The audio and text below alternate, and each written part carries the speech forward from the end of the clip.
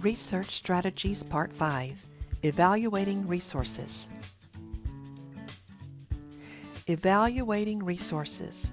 Once you have found sources of information, it is important to evaluate those resources to determine if they will be suitable for your project. Critical thinking. Use critical thinking to judge the quality, quantity, and appropriateness of your information. Author. What are the author's credentials? Educational background? Experience in the field? Does the website list the author of the page?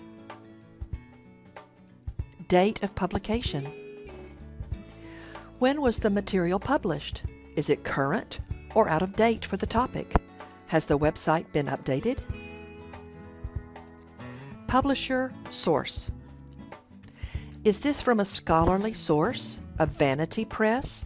Is the website a .com or a .org or a .edu? Intended audience. Is this for a specialized or general audience? Is the source too technical, too elementary, or juvenile? Content. Is this the material presented as opinion or fact? Is the information well researched or questionable? Is the author objective and impartial? Is there bias? Reviews. You can sometimes find reviews of sources that can give insights, especially for books and websites. Do reviewers agree on the merits and criticisms of the work?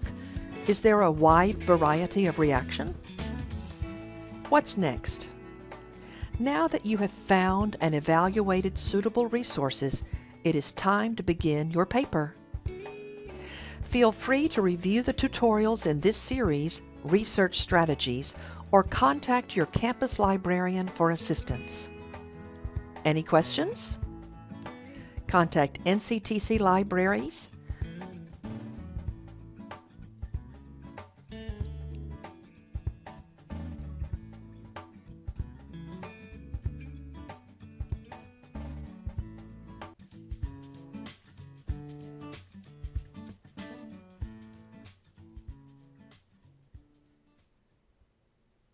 Created using Powtoon.